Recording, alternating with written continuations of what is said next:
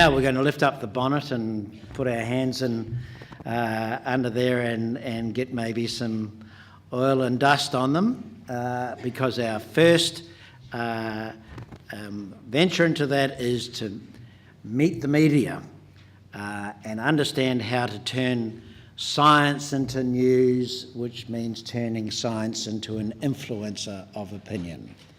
And to help us with that, we have the chair of a panel, Ashley Hall, executive producer of ABC Radio's AM program, who will chair the session and introduce the panel. Ashley. Make us welcome.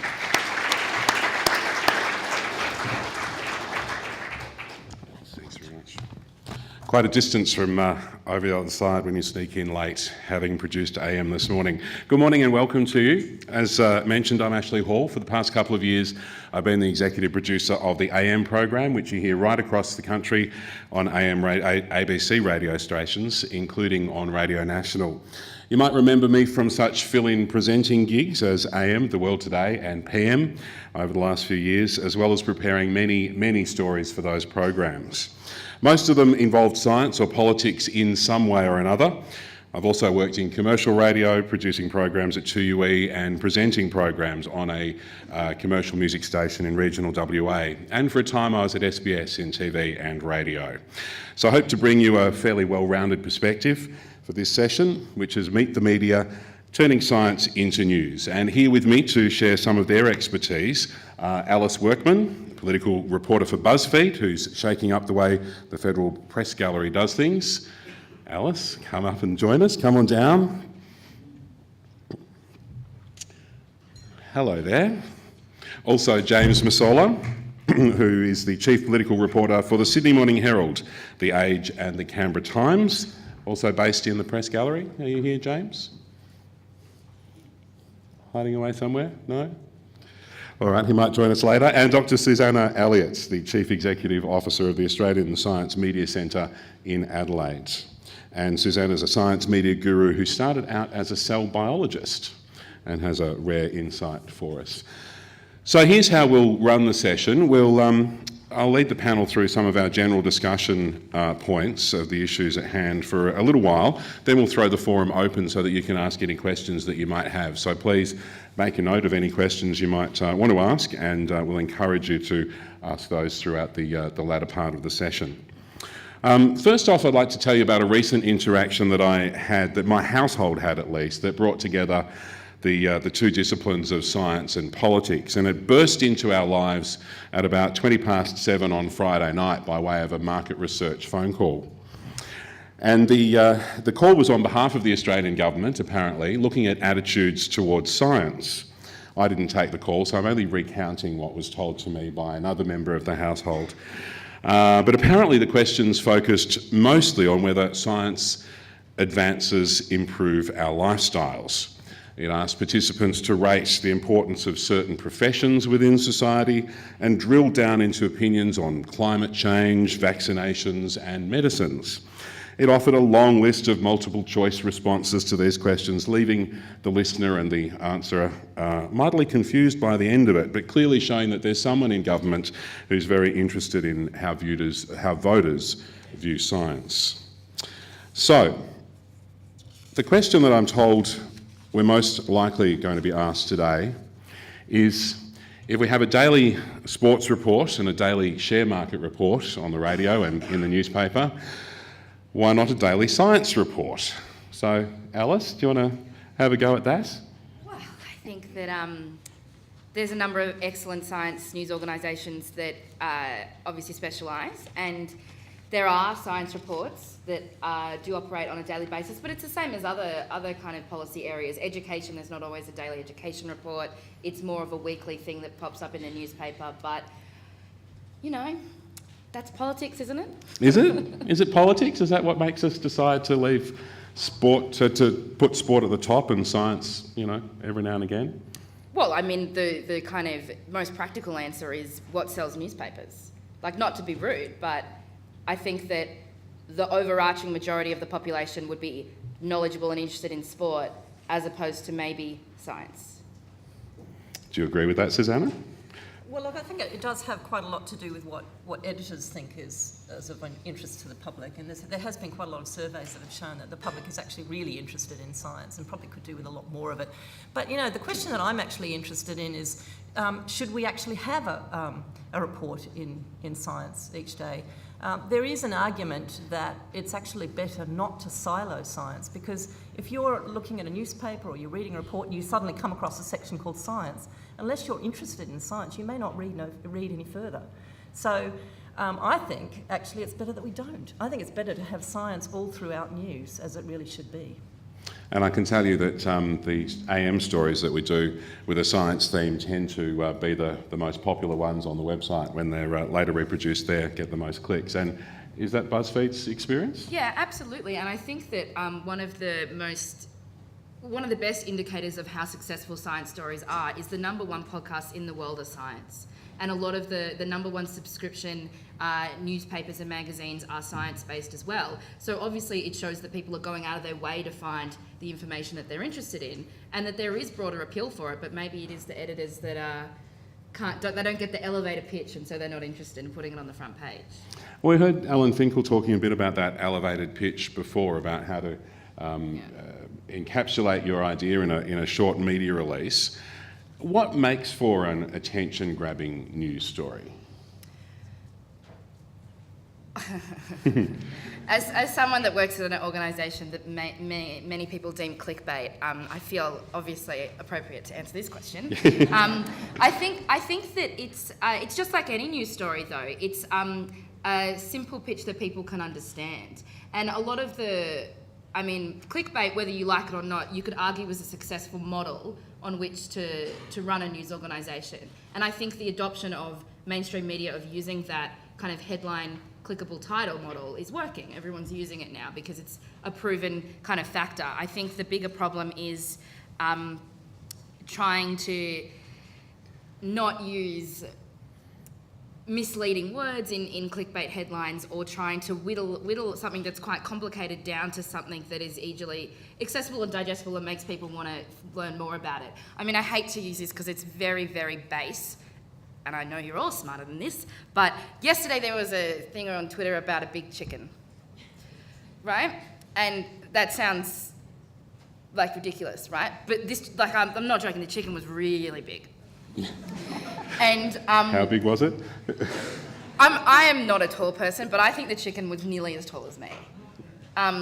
Anyway, and so that story gained a lot of traction because it was really, really simple, and then obviously there were stories about what type of chicken it is, where does it come from, etc., etc., etc. But it boiled something down, like quite a kind of complex, story about nature and the environment, down to something really simple. It's a really, really big chicken.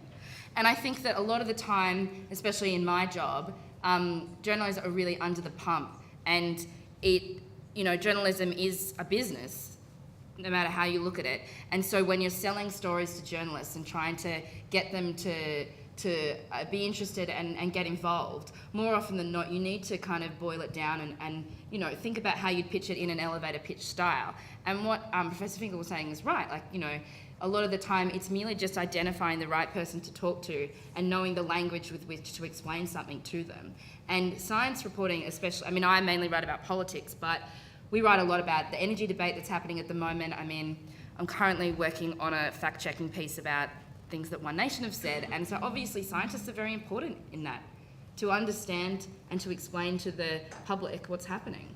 I received a news release yesterday, and I actually read it 3, possibly 4 times, end to end, to try, because I could feel from the headline that it was something that we probably should be doing on the radio. It was probably an important story, but by the end of reading it the 4th time, I still wasn't quite sure what the point of it all was. So to translate that for me to then devote resources to producing a story on it, when resources are scarce, I had to make the decision that went by the by. Now, it's really unusual for me to find time to read something 3 times. Generally, I'm lucky if I get past the headline of an email because time is so tight. But it does give you an idea that you really need to tell us why this story is important in your media release, why we care about it, why our listeners will care about it, rather than getting caught up in the importance of the raw science of the story. Think about how you're going to communicate it. Yeah, can I just also say that I think that this has become even more important since we have lost so many specialist reporters. Because for the specialist science reporters who've been in the game for 20 years, they follow narratives, so it doesn't take them that long to get their head around a topic if they've been following it for 5, 10 years. But if you don't have that background knowledge as a general reporter, or if you're a political reporter and you're suddenly having to report on something scientific, it's a hell of a lot more difficult for them. And, you know, the specialist reporters now are as rare as hen's teeth. So you actually really have to make the job of the journalist a lot easier to get your science through. Yeah, it sounds kind of horrible to say it, but it's a game, right? It's a game. Like learning how to, like understanding how to pitch to journalists and talk to journalists, and it's just understanding the game and learning how to talk to people in their language. And, you know, making things go viral is a science.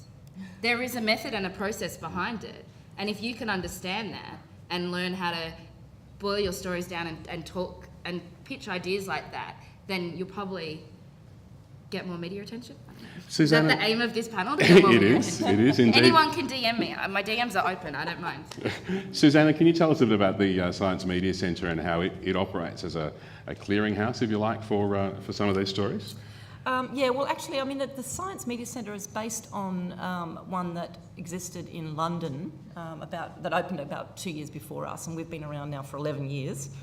And really, the whole reason for the existence of the Science Media Centre is because science is sometimes very badly reported in the media, and it's often not the fault of the journalist. But journalists are time poor, they often get it wrong.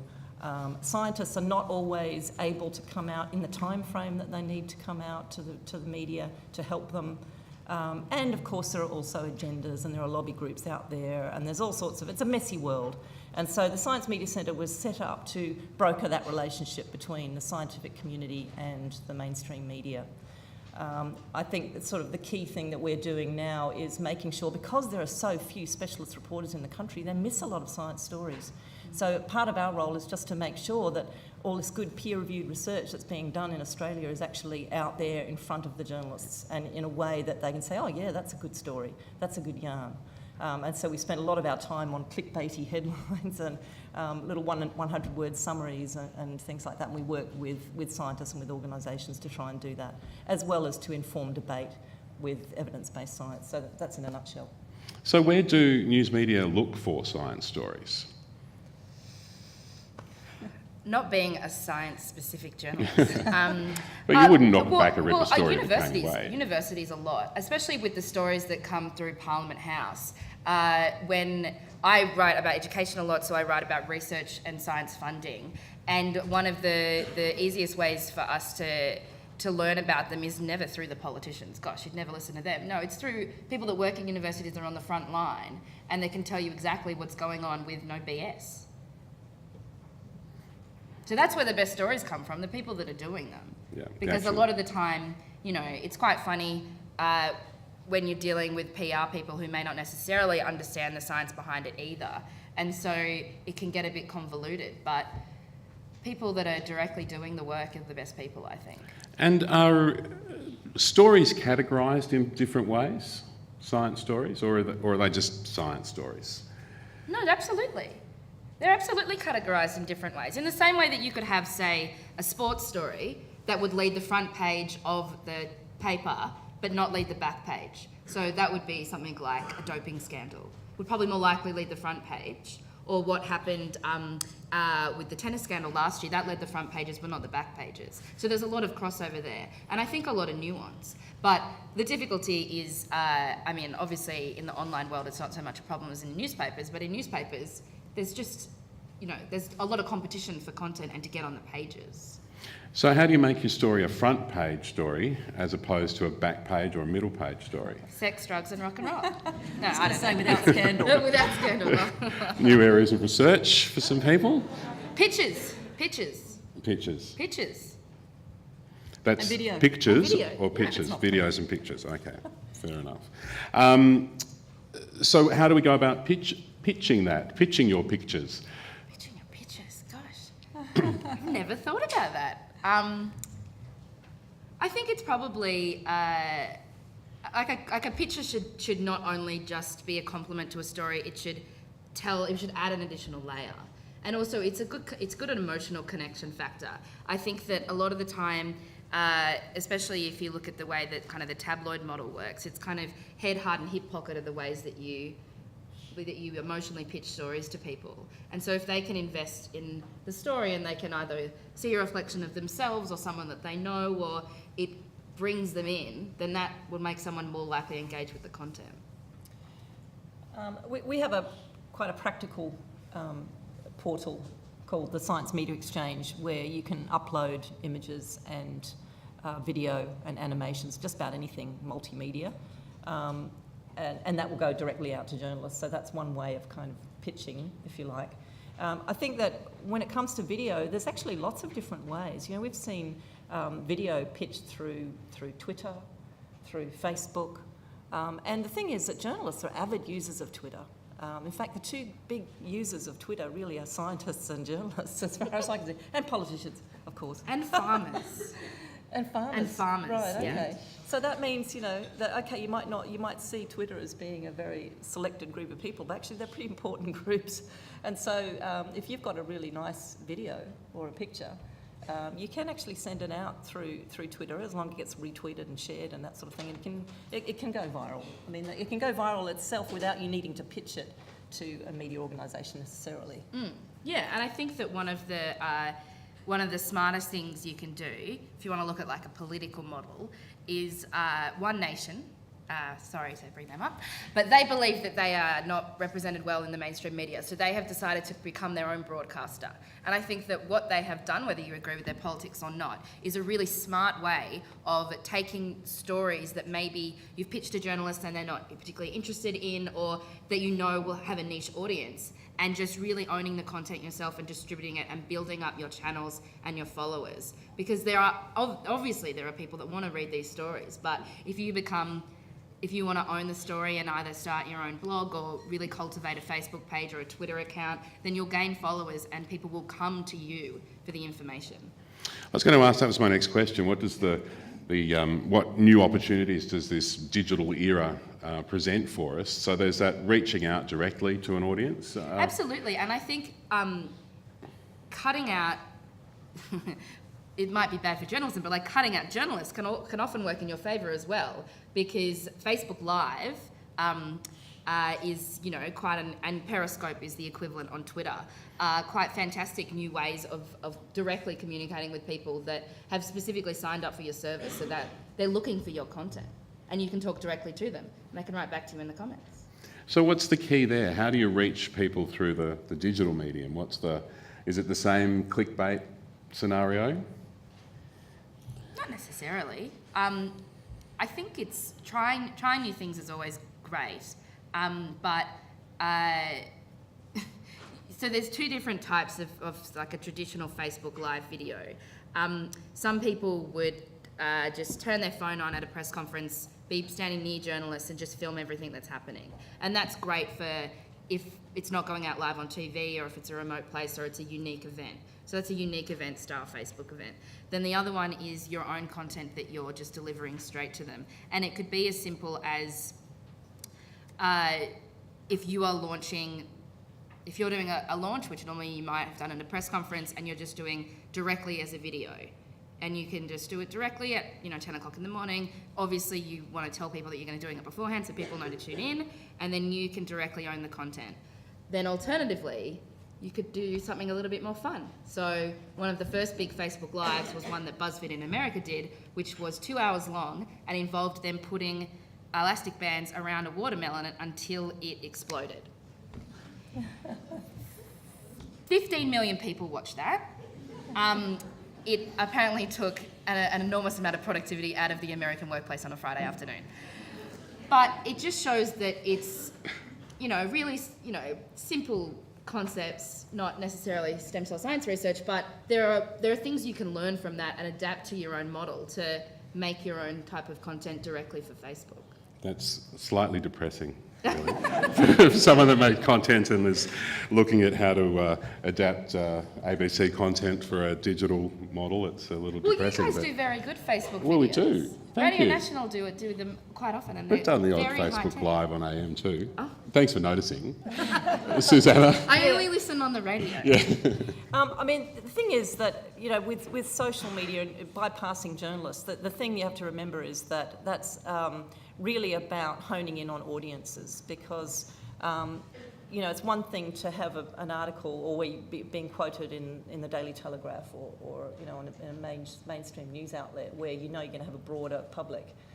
With social media, you will tend to have a more niche audience, but that's fine. But I think you do have to think very carefully about what audience it is that you're trying to reach and choose your channels accordingly.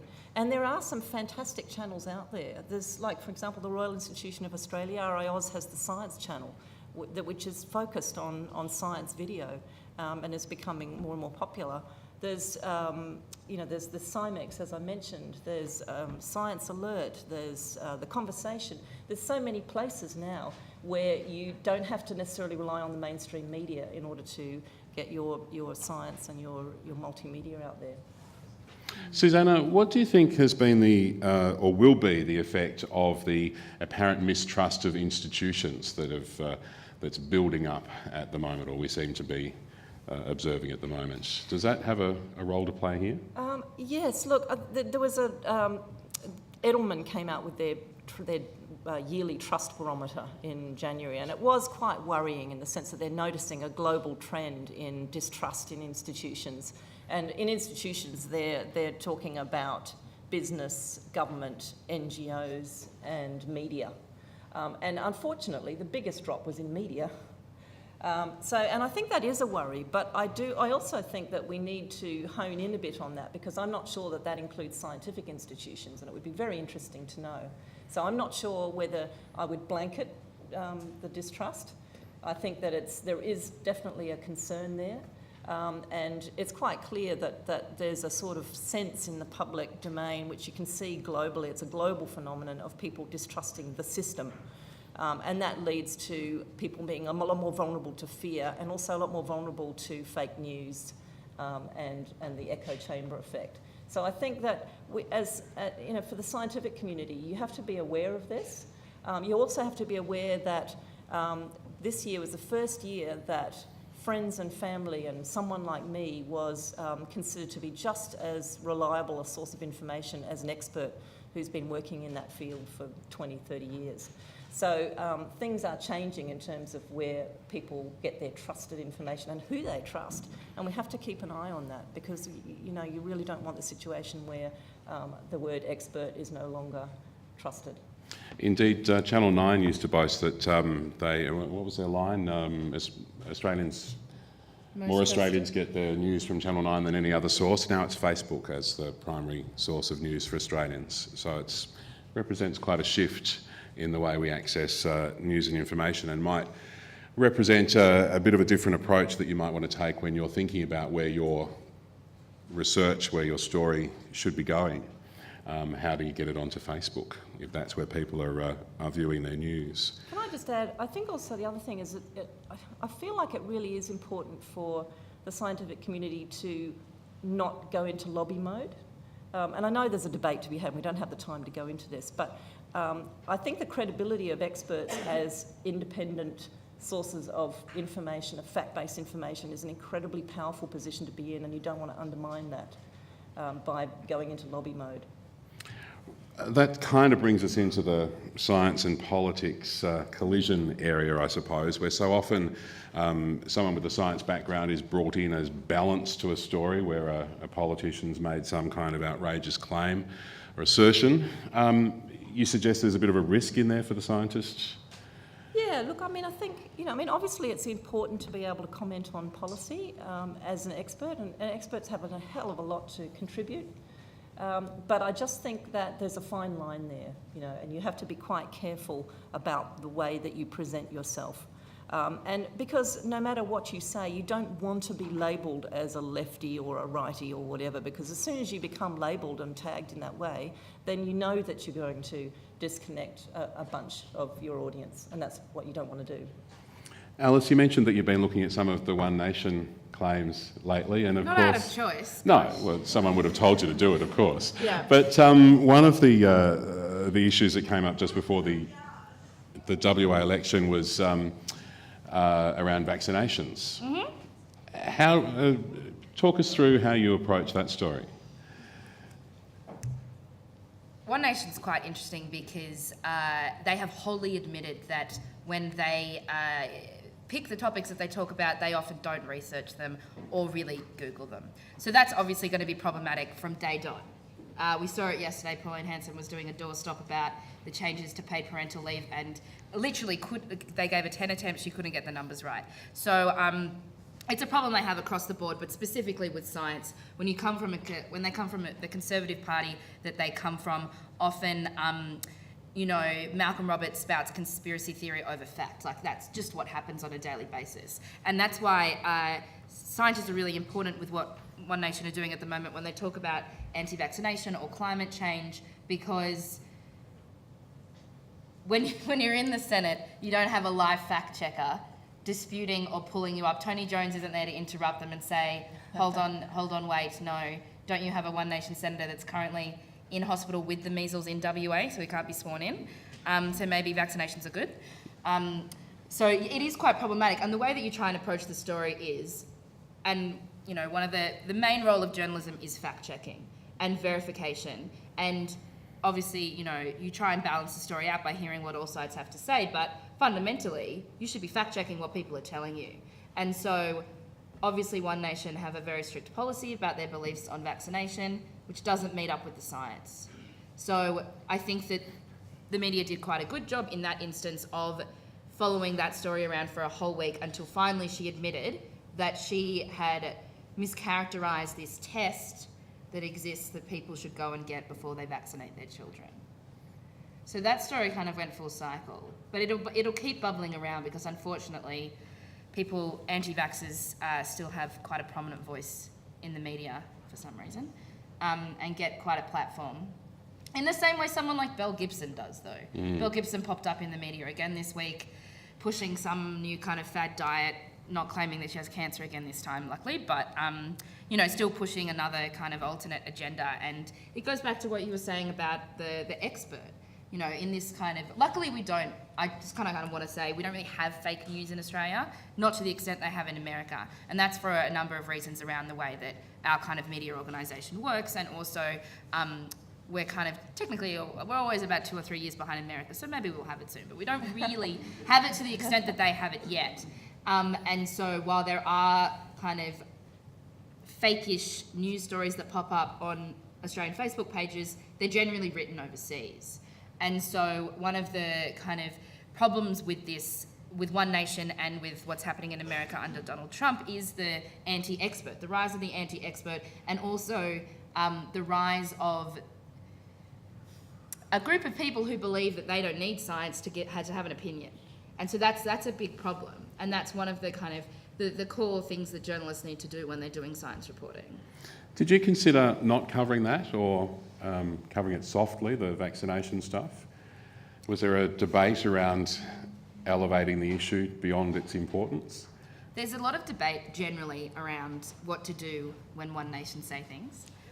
There are some people who are from a school of thought that if you don't report on them at all, that you shouldn't report on them at all because it gives a bit of air to their arguments and makes their arguments more legitimate. I don't necessarily think. And then there's the other school of thought that says you should publish everything they say in a bid to kind of out them for who they are and where they stand on things. I kind of fall in the middle. Obviously it's irresponsible to report verbatim everything that they say because it gives them prominence. And sure, maybe people will read it and say, oh, I believe in that, and then won't do any further reading and maybe think that they like One Nation. But obviously if you don't talk about, if you don't talk about them at all, then it also means that people will go directly to their Facebook page and see unverified accounts of what they believe in. So it's a difficult tightrope you have to walk.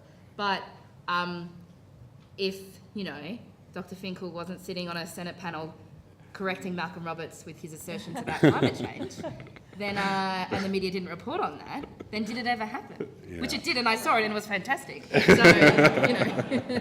And in a way, I mean, you know, each time this happens, it's an opportunity, because suddenly, you know, if somebody says something that's really, really wrong, then that is actually an opportunity, if you're fast enough, to get out some good science, because suddenly people are interested in the topic when normally they're not interested. So any time that somebody says something about vaccinations, and that suddenly that becomes an opportunity to talk about vaccinations. So I think we should see these as opportunities. And also update the story and update the science for the public, because a lot of people wouldn't be following it on a day-to-day basis. Now, Jeremy Brownlee has sent me a Twitter message saying that it is like one of the reasons that talking about it when it comes up is important, because science is not always settled or resolved. There's still a lot unresolved. So as a relative layman, for me, it is good to continually do those stories and find out what is happening. Especially, you know, if you think about someone that only watches the news at 7 o'clock at night, they probably aren't across everything that's up to date. Absolutely. We should bring in some questions here. It seems like a good time. Does anyone have any comments or questions to add now?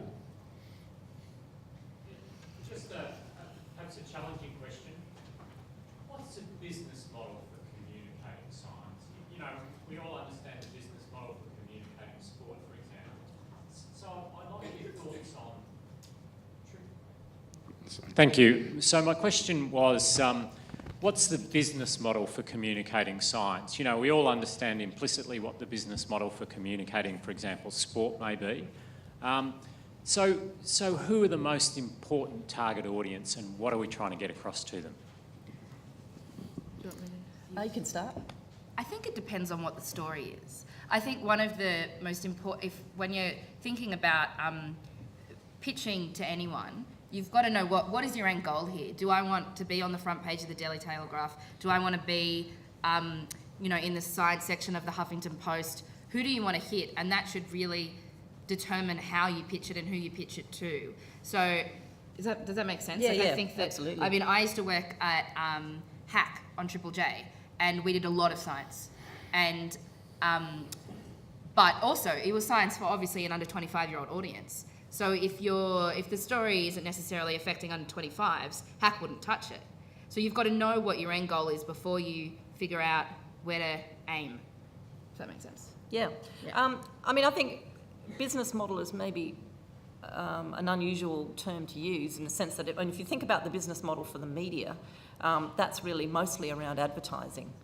And the reason why sports has a good business model, or is a good business proposition, if you like, is because they can get lots of advertising. So for science, it's a slightly different story. The advertising model is not nearly quite as clear-cut.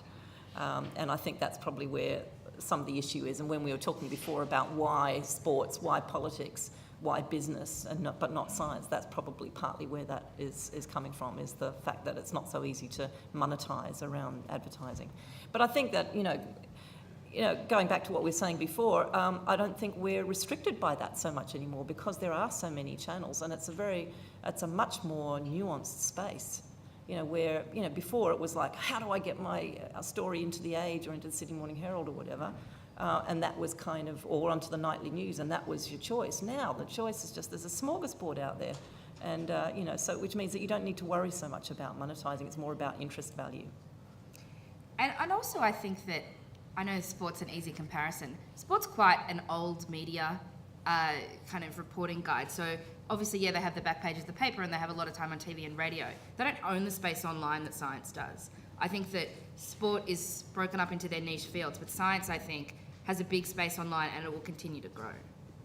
And if you think about that in the way that you're kind of figuring out what you want to do and who you want to read your stories, that would be probably a good business model.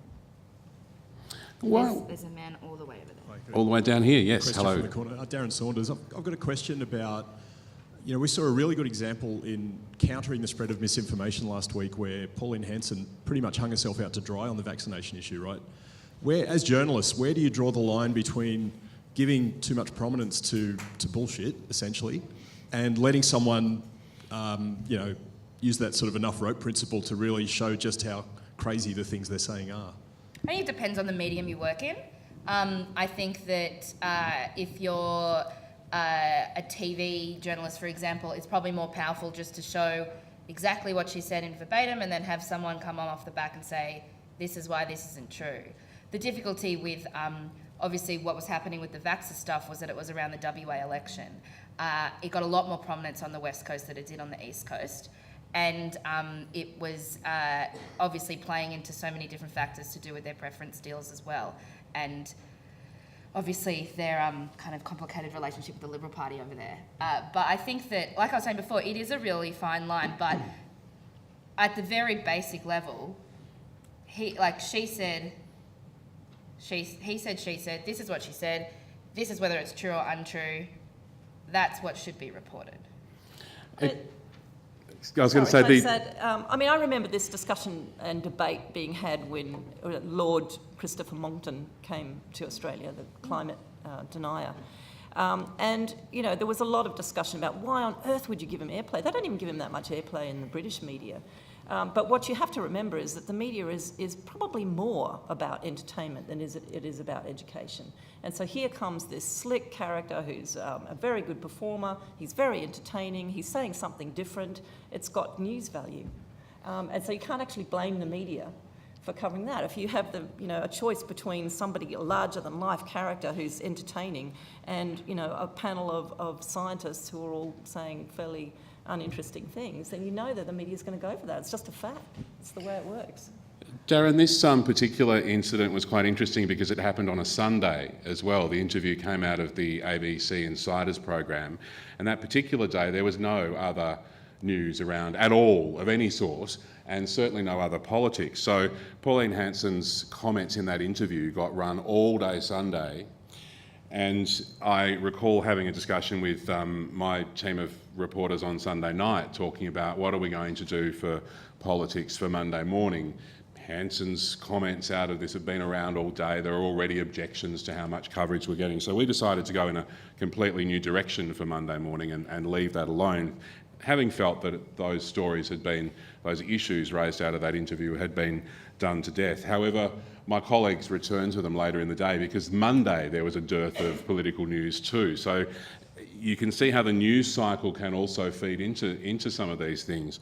And where it's a question such as vaccination, where there are such strongly held views on either side of the debate, it's certainly something that's going to ignite interest and run talkback calls and that kind of stuff. So in many ways, some of these stories take on a life of their own. But I made the call on that Sunday night that we weren't going there again on Monday morning, and we went in a completely new direction. But I'm able to do that. Not every organisation is able to. We have the resources and the standing where we can set our own agenda to a certain extent. I thought we should talk about energy at some point too. A question over here. I'd just like to canvass the opinion of the panel about our in-depth intellectual engagement with the mainstream media. So if you look at the Saturday papers around Australia, there's a lot of intellectual content there, very little that has to do with science, a lot to do with arts, entertainment and so on. It seems that science is relegated to the gee whiz pages up the front, cancer and astronomy. So, and I am concerned that we are not making the effort anymore to engage with the mainstream media on the intellectual issues. Those things are being relegated to publications like The Conversation, but I think we're poorer for doing that. Any comments from the panel about that? I wish James Masola was here. He could answer for his newspaper. He texted me and said he's really sorry. He thought it was next week. Journalist. We're good at appointments. In terms of specifically newspaper content, I'm probably not the best person to answer because I've never worked for one of the mainstream media newspapers. But I think that, I understand what you mean. The frustration of the "Did you know" section in the Daily Telegraph relegating a science story to one sentence must be quite frustrating. But I think it comes down to what we were talking about before about, selling stories versus kind of sexy stories. Sometimes science stories aren't sexy stories. That's just the truth of it. And I'm not pitching to the Daily Telegraph or the Herald to run stories, but it's probably going to have to be a leeway from both sides to come to the party and find it. truth be told, the Herald's probably not going to be publishing a paper in 3 or 4 years, or even less. So the less papers there are, the harder it's going to be to get in them in the first place. The Daily Telegraph isn't necessarily known for its science coverage.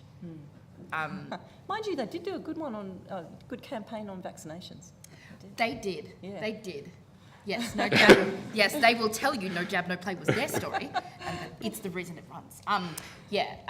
So it's hard. It's really hard. I'm not going to lie. Yeah, I think the other thing is that, and this is one of those sort of hidden roles, if you like, of the science journalist, and it is one of the problems of having lost those science journalists, because science journalists not only reported on science, they fought for science.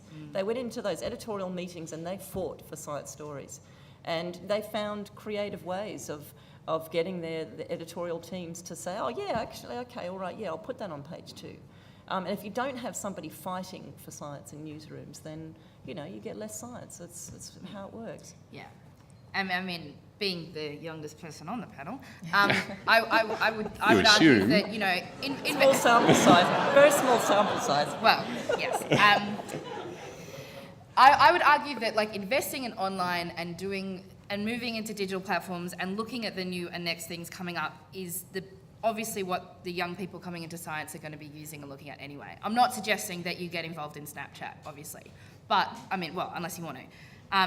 But you know, if papers are not going to exist, then you've got to look to the next thing, and the next thing is figuring out a way to harness what's happening online and to use them to your, I guess, the best kind of outcome that you want to achieve.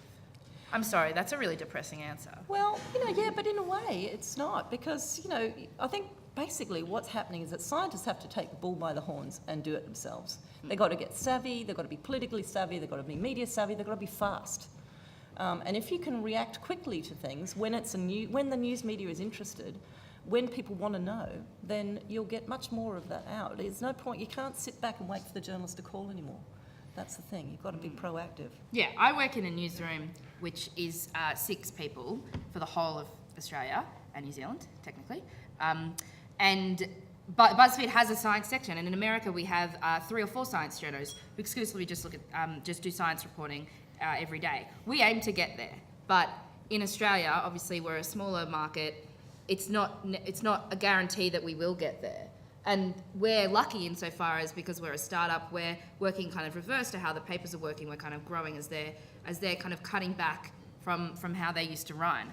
But there is no guarantee that science journalism will be what it is now in 5 or 10 years. And so you're right, you've got to figure out the kind of best way forward. If you're reporting on the energy issue, as you said Yes, you were, yes. and then somebody who has just the right expertise comes along and says, I've got something really important to say, you'd say, I'd run it. Great. I'd say, great, let's talk, give me an hour, let's do it.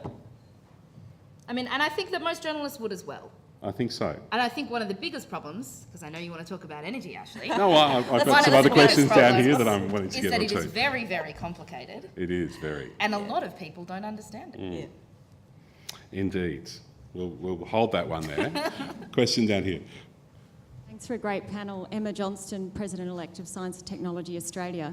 So scientists have full-time jobs being scientists, and disseminating the new knowledge that they produce is almost seen as an addition to their current workload, which means they have to be really targeted about how much time and energy they spend on it. We've seen The Big Chicken. I've seen The Big Chicken. It's fantastic. Lots of people have seen The Big Chicken, and it got a lot of attention, but it's unlikely that The Big Chicken will be immediately influencing policy or politics. So have you seen examples of where scientists have been able to be influential in creating an evidence base, changing policy, changing the political outcome, and how best have they done that?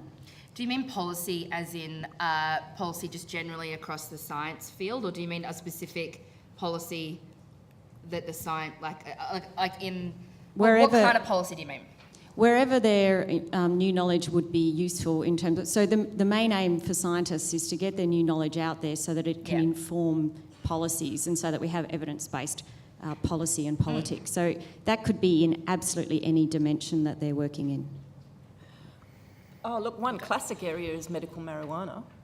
I think without experts coming forward then that policy probably wouldn't have happened. I mean, I know there was also a very popular movement, and it was around somebody, a particular person who had cancer, was in pain, but that input from the policy side, from the expert side, was very important, even though there's still a debate in the scientific community. So that's one case. I think there's loads of them. There's antibiotic resistance, there's all sorts of areas. A lot of these are not sort of necessarily sexy topics that you see in the mainstream media all the time, but scientists and experts are constantly informing policy in lots of different ways. But I've been doing stories about antibiotic resistance for at least 10 years, and the story doesn't seem to have changed over that time. Is that an effective example? Well, policy has changed, but policy is changing. I mean, they just came out with their big strategy last year, and the WHO has got now their global strategy, and now they're talking about changing the way that we, you know, the way doctors prescribe antibiotics and the way agriculture uses antibiotics. So I think it is changing. It's maybe just not as dramatic as not as quickly as I'd like to see it happen. Did we answer your question there, Emma? Not really, no. So how do you punch through to get your message? Yeah, I would say one that's worked really well, especially since 2014, is to do with funding. I think that one of the most powerful ways that, obviously the 2014 budget had a lot of problems, to put it very simply, but one of them was cuts to funding.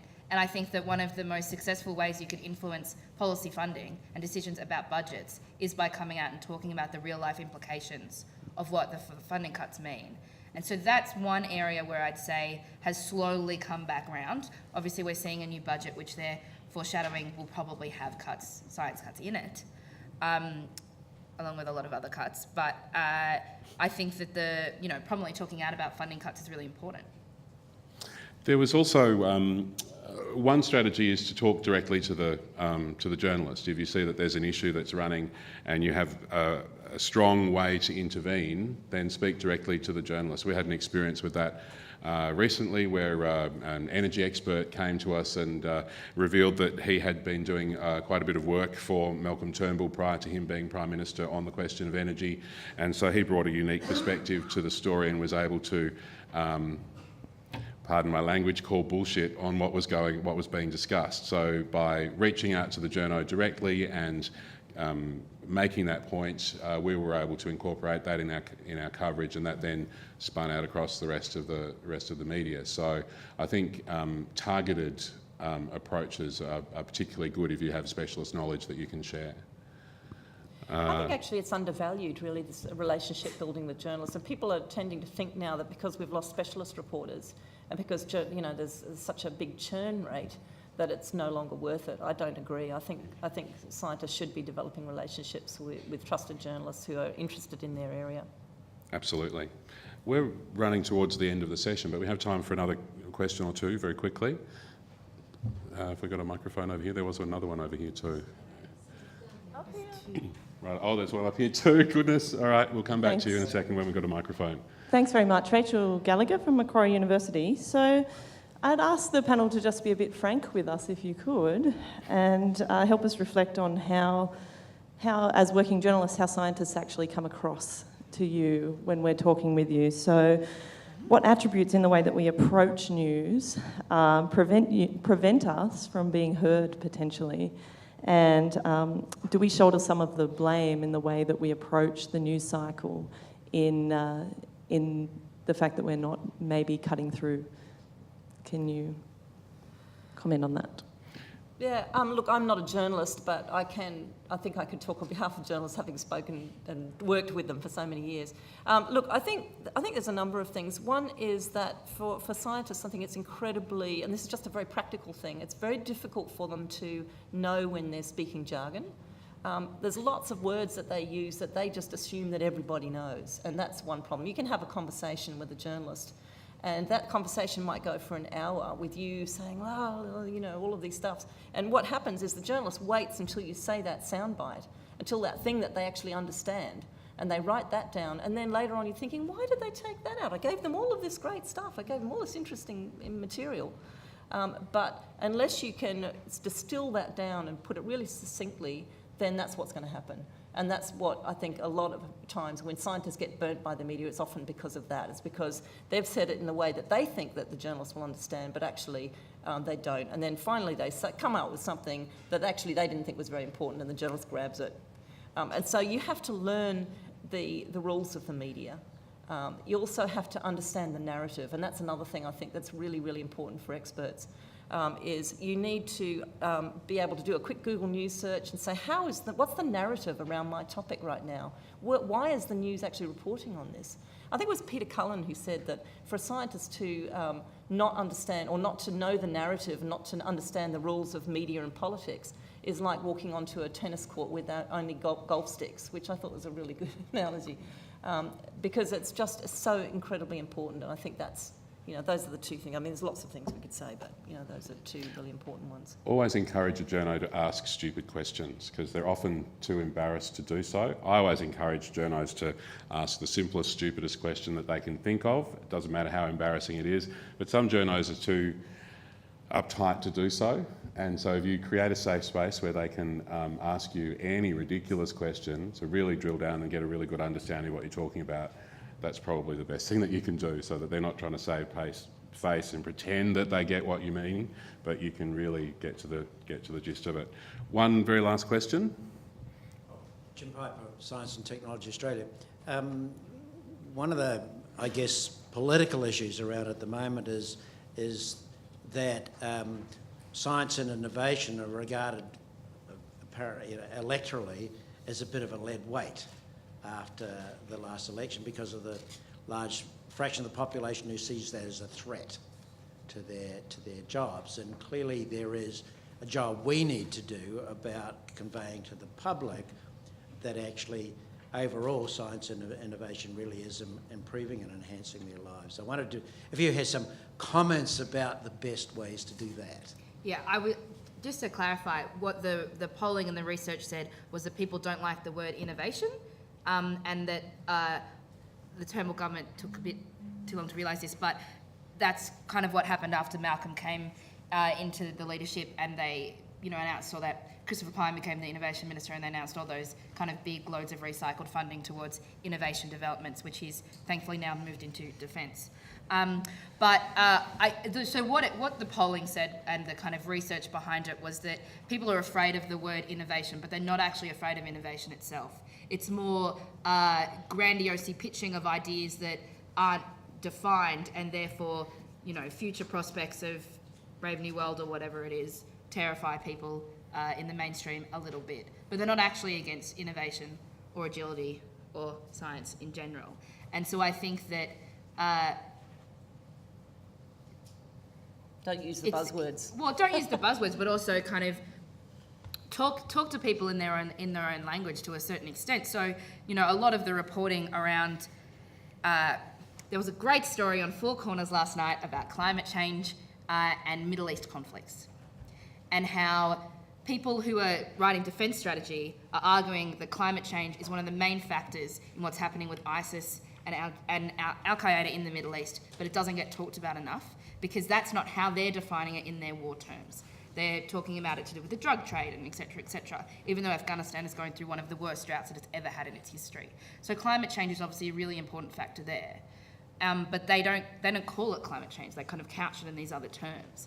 And so I think that when you're looking, if you're pitching kind of science stories, I talk a lot to the Farmers Federation, even though I don't really write about farming, a lot, because they're young people and they come to Parliament and they say, climate change is a really big important issue for us, but that's not how we talk about it in the Nationals. We talk about how we need to use new technology like drones to kind of help us with our farming and what we're doing. So I think it's people are afraid of the word innovation because they don't understand what it means. And unless you take the time to explain it to them and say, actually, it's going to help you and it's beneficial and these are kind of how it's currently playing out in your day-to-day life, in terms of headlines, not excellent. We were taking AM on the road through northern Queensland at the time. They were talking a lot about innovation, and there was a lot of fear that created in the community there, where people saw innovation as the end of my job. Yeah. And so that it is a big challenge to be able to talk to people in a language that they understand and that doesn't present that threat, that innovation is an opportunity.